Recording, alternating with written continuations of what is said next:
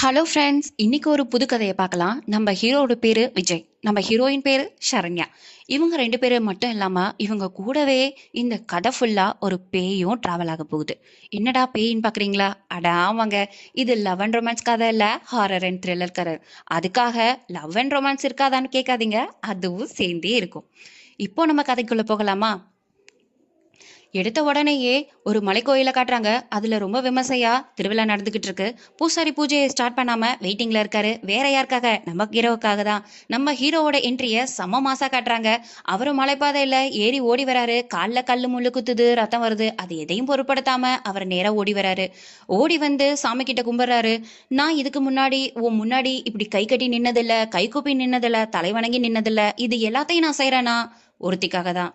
ஏன்னா 2 வருஷத்துக்கு முன்னாடி அவ என்கிட்ட சொன்னா, உன்னை கைகூப்பி நிக்கணும், உன் முன்னாடி தலை வணங்கி நிக்கணும், உன்கிட்ட நான் எல்லாத்தையும் கேட்கணும், நீ எனக்கு எல்லாமே தருவேன்னு. அதை தான் நான் செய்றேன். இப்ப நான் கேட்கறதெல்லாம் அவளுக்காக தான். என்னை யார் இதெல்லாம் செய்ய சொன்னாங்களோ அவங்கள நீ எனக்கு உயிரோட கொடுத்துடு. எனக்கு தெரியும் டாக்டர் சொல்றாங்க அவ கொஞ்சம் கொஞ்சமா செத்துக்கிட்டு இருக்கான்னு. ஆனா அவ சாவக்கூடாது, அவளை நீ எனக்கு கொடுத்துடு அப்படின்னு ரொம்பவே ஹார்ஷா சாமி கிட்டேயே கேட்டுக்கிட்டு இருக்காரு. இப்ப கரெக்டா ஹாஸ்பிட்டல் காட்டுறாங்க. ஹாஸ்பிட்டல்ல நம்ம ஹீரோயின் 2 இயர்ஸா கோமால இருக்காங்க. ஆமாங்க, அவங்க 2 இயர்ஸா கோமால இருக்காங்க. அவங்களோட ஆர்கன்ஸ் எல்லாம் கொஞ்சம் கொஞ்சமா செயலிழந்துகிட்டு இருக்கு. அதனால அவங்கள கருணை கொலை பண்ணிடுங்கன்னு டாக்டர் அவங்க அப்பா அம்மா கிட்ட சொல்றாங்க. அம்மாக்கு இதுல விருப்பம் இல்ல, திட்டுறாங்க. அப்பாக்கு வேற வழி இல்ல, பொண்ணு கஷ்டப்படுறா, இதுக்கு மேல அவ கஷ்டப்பட வேணான்னு நினைக்கிறாரு. எந்த அப்பாவா இருந்தாலும் இப்படிதானே நினைப்பாங்க. இப்ப கரெக்டா சைன் பண்ணிட்டு விட்டுறாரு. சைன் பண்ண உடனே ஆக்சிஜன் கேஸை ஆஃப் பண்ணலான்னு டாக்டர் போறாரு. அப்ப சட்டுன்னு ஒரு காத்தடிக்குது, ஜன்னல் திறக்குது. அதோட அந்த இடத்துல முடிக்கிறாங்க. நேரா நம்ம ஹீரோவை காட்டுறாங்க. அப்ப அவர்கிட்ட யாரோ வந்து ஏதோ ஒண்ணு சொல்றாங்க. அவர் ரொம்ப ஷாக்கா பாக்குறாரு. அதோட கடகடன்னு ஓடி வராரு. நேரா நம்ம ஹீரோ ஹாஸ்பிட்டலுக்கு தான் வராரு. ஹாஸ்பிட்டலுக்கு வராரு. நம்ம சரண்யா உயிரோட உட்காந்துருக்காங்க, எழுந்து உட்காந்துருக்காங்க, எல்லார்கிட்டயும் பேசிக்கிட்டு இருக்காங்க. இதை பார்த்த உடனே நம்ம விஜய்க்கு ரொம்பவே ஷாக்கா இருக்கு. உள்ள போறாரு. சரண்யாவோட அம்மா விஜயை ரொம்பவே வார்மா வெல்கம் பண்றாங்க. வா விஜய், நம்ம சரண்யா ஏஞ்சி உட்கார்ந்துருக்கா பாரு, எல்லாம் ஒன்னாலதான். இந்த 2 இயர்ஸா நீ அவளுக்காக பண்ண ப்ரேயர், நீ அவ ஜெயிச்சிருவா, அவ வருவா அப்படின்னு நீ சொன்ன வார்த்தை தான் அவளை இப்ப எழுந்து உட்கார வச்சிருக்குன்னு நம்பிக்கையோட சொல்றாங்க. அப்புறம் நம்ம சரண்யா விஜய பார்க்கறதுக்கு எழுந்து வராங்க. வந்த உடனேயே மயங்கி விழுறாங்க. அதோட அவரை தூக்கிட்டு போய் படுக்க வச்சிடறாங்க. இப்ப ஹீரோவான விஜய் இருக்காரு, அவங்க அப்பாவுக்கு ஃபோன் பண்றாரு. அப்பா, சரண்யா எழுந்துட்டா, கண்ணு முழிச்சிட்டா அப்படின்னு சொல்றாரு. அவங்க அப்பாவும் அதை நினைச்சு ரொம்பவே சந்தோஷப்படுறாரு. ஓகே, நீ சரண்யாவை நல்லா பாத்துக்கோ, அப்படியே உன்னையும் பாத்துக்கோ, நான் சீக்கிரமே வந்து பாக்குறேன் அப்படின்னு சொல்றாரு. ஆனா விஜயோட அம்மாவுக்கு சரண்யா கண் விழிச்சதுல கொஞ்சம் கூட இஷ்டமே இல்லை. அவங்க அவங்க ஹஸ்பண்ட் கிட்ட கேக்குறாங்க, இப்ப சரண்யா வந்துட்டாளா, விஜய்க்கும் சரண்யாக்கும் கல்யாணம் பண்ண போறோமா அப்படின்னு கேக்குறாங்க. அதுக்கு அவர் சொல்றாரு, நம்ம பையனோட விருப்பம் தானே நம்ம விருப்பமும், அவன் சந்தோஷம் நமக்கு முக்கியம் இல்லையா அப்படின்னு கேக்குறாங்க. ஆனா அம்மாவுக்கு இதுல கொஞ்சம் கூட விருப்பம் இல்லைன்றது அவங்க நடந்துக்கிறதுலே தெரியுது. இப்ப நம்ம ஹீரோவை காட்டுறாங்க. நம்ம ஹீரோயினை பார்த்து ஃபீல் பண்ணிட்டு இருக்காங்க. ஃபீல் பண்ணிட்டே நடந்து கீழே வந்துடுறாரு. இப்ப காலையில அடிச்ச மாதிரியே சடனா காத்து பலமா அடிக்குது, ஜன்னல் திறக்குது. நம்ம ஹீரோயின் எழுந்து உட்கார்றாங்க. ஆனா எந்த ஒரு பேச்சுமே இல்ல. எழுந்து மட்டும் உட்கார்றாங்க. அப்படியே நடந்து மொட்டை மாடிக்கு போறாங்க. மொட்டை மாடிக்கு போய் நடந்து போய்க்கிட்டே இருக்காங்க. நல்ல உச்சிக்கு போறாங்க. யதார்த்தமா திரும்பி பார்க்குற நம்ம ஹீரோயின் மொட்டை மாடியில நடந்துகிட்டு இருக்கத பாத்துறாரு. பார்த்த உடனேயே பயந்து போய் சரண்யா சரண்யான்னு கத்திக்கிட்டே மாடிக்கு ஓடுறாரு. ஆனா நம்ம ஹீரோயினுக்கு எதுவுமே காதுல விழல. நேரா ஏதோ ஒண்ணுத்த பார்த்து நடக்கிற மாதிரி மொட்டை மாடியோட உச்சிக்கு போய்க்கிட்டே இருக்காங்க. கரெக்டா அவங்க போய் நிக்கிறதுக்கும் ஹீரோ போய் மாடிக்கு போறதுக்கும் கரெக்டா இருக்கு. சரண்யா சரண்யான்னு கத்துறாரு. அப்ப காத்து ரொம்ப பலமா வீசுது.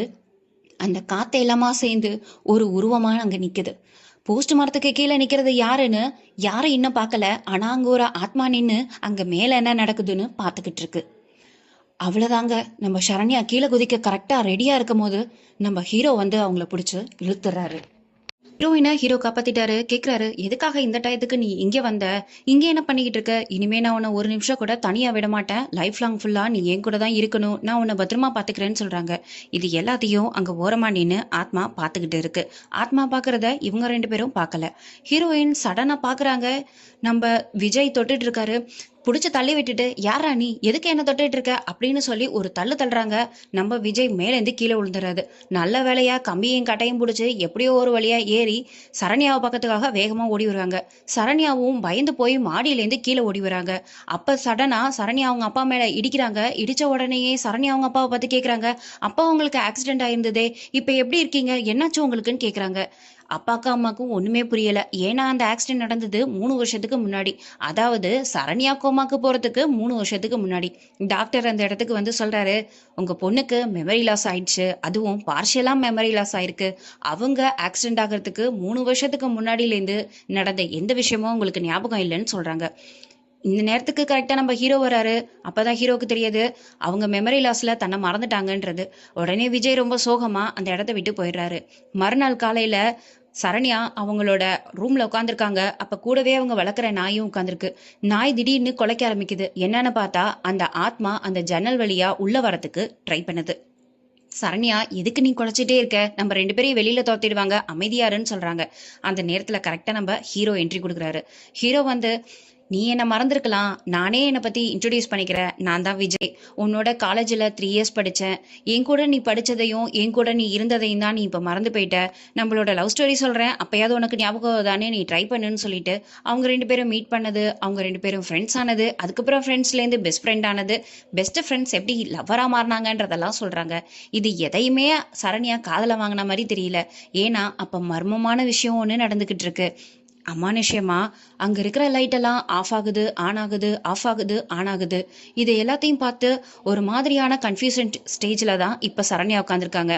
இது எதையுமே கவனிக்காம விஜய் இன்னொரு பக்கமா திரும்பி நின்று ஸ்டோரி எல்லாத்தையும் சொல்லிட்டு இருக்காரு. அவங்க 2 பேரும் ஒரே நாள்ல ப்ரொபோஸ் பண்ணிக்கிட்டதை சொல்லிட்டு திரும்பி பாக்குறாரு.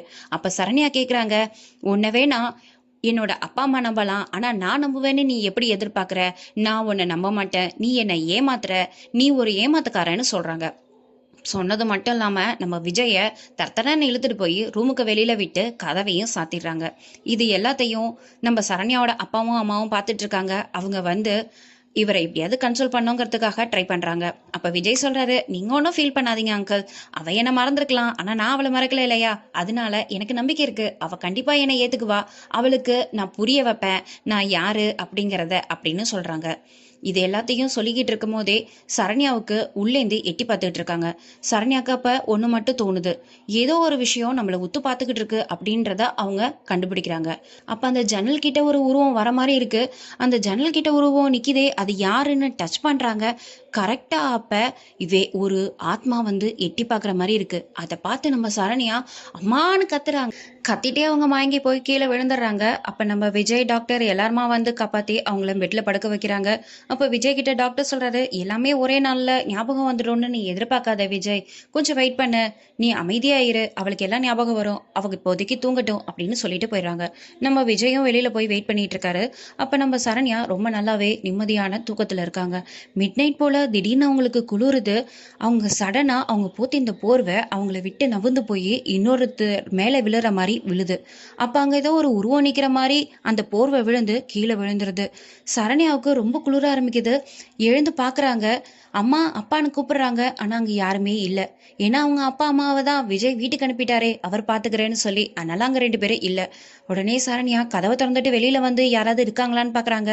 அந்த காரிடர் ஃபுல்லா யாருமே இல்ல. மரண அமைதியா இருக்கு. சரண்யாவுக்கு உள்ளுக்குள்ள பயம் இருந்தாலும் வெளியில யாராவது இருக்காங்களான்னு தேடி பார்க்கணுங்கிறதுக்காக அந்த காரிடார்ல நடக்க ஆரம்பிக்கிறாங்க. ஒரு ஒரு ரூமா போய் எட்டி பார்க்கறாங்க. அப்போ அவங்க ஒரு ரூம் இருக்கு, அதுக்குள்ள போய் எட்டி பார்க்கறாங்க. அங்க நிறைய பெட் இருக்கு, ஆனா பெட்ல யாருமே இல்ல. அங்க ஒரு இடத்துல மட்டும் பெட்ல யாருமே இல்லாமையும் சலூன் ஓடிட்டு இருக்கு. அதை போய் பார்த்துட்டு இருக்கும் போதே அவங்க பின்னாடி யாரோ நடந்து வர மாதிரி அவங்களுக்கு ஒரு ஃபீல் இருக்கு.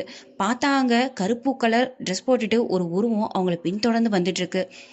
பயந்து போன சரண்யா அந்த ரூமை விட்டு வெளியில வந்துடுறாங்க. காரிடார்ல நடக்க ஆரம்பிக்கிறாங்க.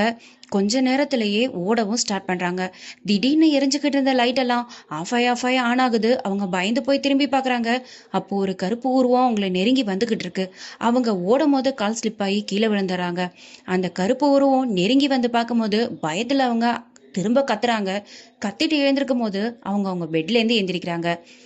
நம்ம பண்ணது எல்லாமே, பார்த்தது எல்லாமே கனவு தானோ அப்படின்னு அவங்க நினைச்சிட்டு இருக்கும்போதே, இவங்க கத்துன சவுண்ட கேட்டு வெளியில இருந்த விஜய் உள்ள வந்துடுறாரு. உள்ள வந்து சரண்யா என்னாச்சு? ஏதாவது பயந்துட்டியா? அப்படின்னு கேட்குறாரு. சரண்யா பயந்து போய் அவங்கள கட்டி பிடிச்சுக்கிறாங்க. அப்புறம் சரண்யா சொல்றாங்க, சாரி, நீ இங்கேயே இரு. எனக்கு தெரியும் நான் உன்னை கஷ்டப்படுத்திட்டேன். எனக்கு நீ யாருன்னு தெரியல. ஆனா நீ நல்லவனே எனக்கு தெரியும். எனக்கும் உனக்கும் இருந்த ரிலேஷன்ஷிப்பை என்னால புரிஞ்சுக்க முடியல. நீ எனக்காக இங்க வெயிட் பண்றியா? இங்கேயே இன்னைக்கு நைட்டு தங்குறியா அப்படின்னு கேக்குறாங்க. அப்ப நம்ம விஜய் கேக்குறாரு, என்னாச்சு உனக்கு அப்படின்னு கேக்குறாரு. சரண்யா சொல்றாங்க, எனக்கு உன் மேல லவ் எல்லாம் இல்ல, எனக்கு கொஞ்சம் பயமா இருக்கு, அதனால தான் நான் உன்னை இங்க இருக்க சொல்றேன் அப்படின்னு சொல்றாங்க. நம்ம விஜயும் சிரிச்சுக்கிட்டே, ஓகே, நான் இருக்கேன் அப்படின்னு சொல்றாங்க. அவ்வளோதான், ரெண்டு பேரும் ரொமான்டிக்காக பேசிட்டு இருக்காங்க. அப்போ நம்ம சரண்யா சொல்றாங்க, எனக்கு உன் மேல நம்பிக்கை இருக்கு. ஆனா நான் உன்னை லவ் பண்ணியிருந்தா, எனக்கும் உனக்குமான ரிலேஷன்ஷிப் உண்மையாவே இருந்துச்சுன்னா, எனக்கு அந்த எமோஷன்னு ஒன்று இருக்கும் இல்லையா? உன்னை பார்க்கும்போது எனக்கு அந்த ஃபீல் வரவே மாட்டேங்குதே.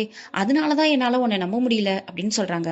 விஜய் சொல்றாரு, கண்டிப்பா ஒரு நாள் உனக்கு ஞாபகம் வரும். எல்லாமே உனக்கு ஞாபகம் வரும்.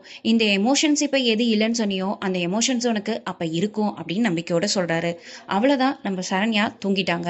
மறுநாள் காலையில எழுந்து பாக்குறாங்க, அங்க விஜய் தூங்கிட்டு இருக்காரு. சத்தம் கேட்டு விஜய் எழுந்து வராரு. அப்ப சரண்யாவுக்கு ஒரு பொக்கே கொடுக்குறாரு. அவர் பொக்கே கொடுக்கறது சரண்யாவுக்கு பிடிக்கல. அப்போ உடனே சரண்யா சொல்றாங்க, எனக்கு உன் மேல எந்த லவ்வும் இல்ல, தேவையில்லாம இதை மாதிரிலாம் கொடுத்து என்கிட்ட இருந்து நீ எதையும் எக்ஸ்பெக்ட் பண்ணாத அப்படின்னு சொல்றாங்க. விஜய் சொல்றாரு, இதே நிலைமையில நான் இருந்து 2 வருஷத்துக்கு முன்னாடி நடந்த ஆக்சிடென்ட்ல உன்னை நான் மறந்திருந்தா நீ என்னை இப்படிதான் விட்டுட்டு போயிருப்பியா? எனக்கு ஞாபகப்படுத்தணும்னு நீ நினைப்பலையா? அதையே தான் நானும் செய்றேன் அப்படின்னு சொல்லிட்டு அவர் ரூமை விட்டு போயிடுறாரு. இது எல்லாத்தையும் ரூமுக்கு வெளியில இருந்து சரண்யாவோட அப்பா அம்மா கேட்டுட்டு இருக்காங்க. அவங்க உள்ள வந்து, நீ கண்டிப்பா அவனை நம்பலாம். ஏன்னா 2 வருஷமா எங்களுக்கு மென்டலி சப்போர்ட்டாவும் உனக்கு பக்கபலமாவும் இருந்து உன்னை பாத்துக்கிட்டது விஜய் தான். அதனால நீ அவனை நம்பு. ஆனா நாங்க உன்னை கம்பல் பண்ணல, ஃபோர்ஸ் பண்ணல. நீ அவனை நம்பிதான் ஆகணும்னு நாங்க சொல்லல. பட் அவன் மேல ஒரு ட்ரஸ்ட்டை வை, அவன் மேல வெறுப்பை கேட்டாத, இப்படியெல்லாம் பேசாத அப்படின்னு சொல்லி அட்வைஸ் பண்றாங்க. மறுநாள் சரண்யாவை பார்க்க வரதுக்காக விஜயோட அப்பா அம்மா ரெடி ஆகுறாங்க. அப்பா ரொம்ப ஜாலியா தான் ரெடி ஆகுறாரு. ஆனா அம்மாவுக்கு சரண்யா வந்து பாக்குறதுல துளி கூட விருப்பம் இல்ல.